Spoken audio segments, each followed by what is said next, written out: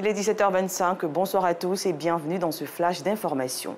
L'escale 225 de ce soir nous conduit au sud-est de la Côte d'Ivoire à la découverte du parc national des îles et Hautes-Îlets. Ce site regroupe 6 îles disséminées sur la lagune Abi, juste avant son ouverture sur la mer. Elle couvre au total 722 hectares. Placée aujourd'hui sous la tutelle du ministère de l'Environnement, cette aire protégée est riche de ses valeurs historiques et religieuses. Joël Gosset, notre reporter, nous fera voir cette énième richesse du patrimoine touristique ivoirien et ce sera dans le 19h30.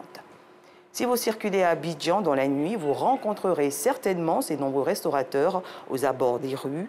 Très assidus, ils proposent des menus diversifiés. Des grillades en passant par des soupes, on y trouve de quoi se nourrir le temps d'un dîner. Mais à quel prix? Ces commerçants, stationnés au bord des voies très empruntées, mettent leur vie et celle de leurs clients en danger. Nos équipes ont rencontré ces vendeurs de nuit. Leur constat dans l'édition du soir. Le syndicat national des étudiants en sciences de santé a organisé ce vendredi une journée de sensibilisation et de consultation bucco-dentaire. Cette journée s'est tenue au sein de l'université Félix Houphouët-Boigny dans la commune de Cocody. Elle vise à lutter contre les maladies bucco-dentaires. Les détails avec Anicette Conan-Blessing. C'est un jour de consultation bucco-dentaire à l'UFR de médecine au sein de l'université Félix Houphouët-Boigny de Cocody. C'est la raison de la présence de Mardoché Ouali sur les lieux.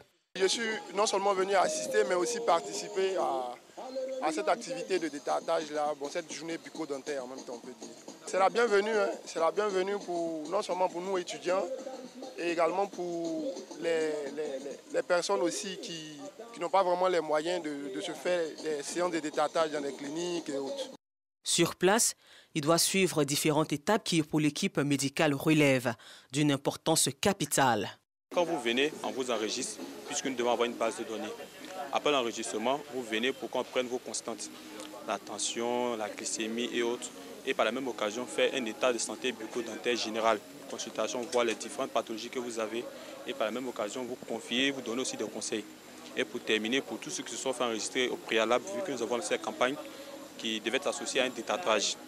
Donc après cela, après la semaine de consultation et de sensibilisation bucco-dentaire où nous sommes actuellement, il y a un stand qui est réservé aux étudiants et à la population aussi qui veut faire le détartrage. Pour ces nombreux participants à la cérémonie, c'est une réelle opportunité d'apprendre davantage sur la santé buccale.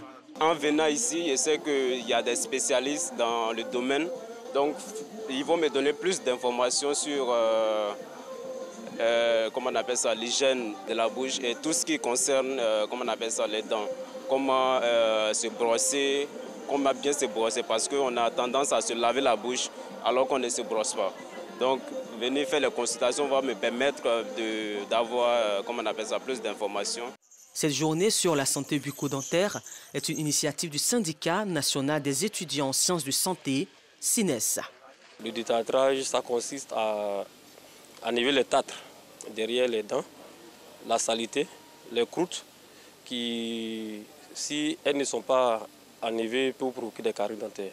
Cette activité est noble dans la mesure où la santé, un sourire, je veux dire, peut ouvrir beaucoup de portes avec la fraîcheur qu'il y a. Le syndicat national des étudiants en sciences de santé SINES entend étendre cette campagne de sensibilisation à la santé bucco-dentaire à l'échelle nationale. Rendons-nous à présent à Djerba, c'est en Tunisie où s'est ouvert aujourd'hui le 18e sommet ordinaire des chefs d'État de la francophonie, et ce, après 2 reports consécutifs. Le premier en 2020 en raison de la crise sanitaire et le second en 2021 sur fond de manifestations en Tunisie.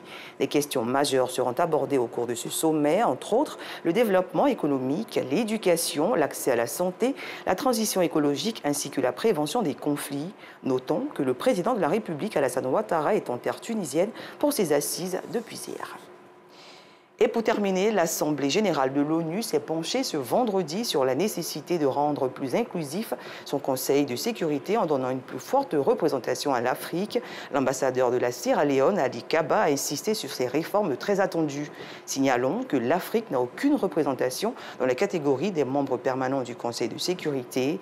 L'ambassadeur de Chine a estimé que ces réformes permettront de corriger cette injustice historique. C'est la fin de ce flash. Merci d'avoir suivi. Je vous retrouve dans quelques instants à 19h précise.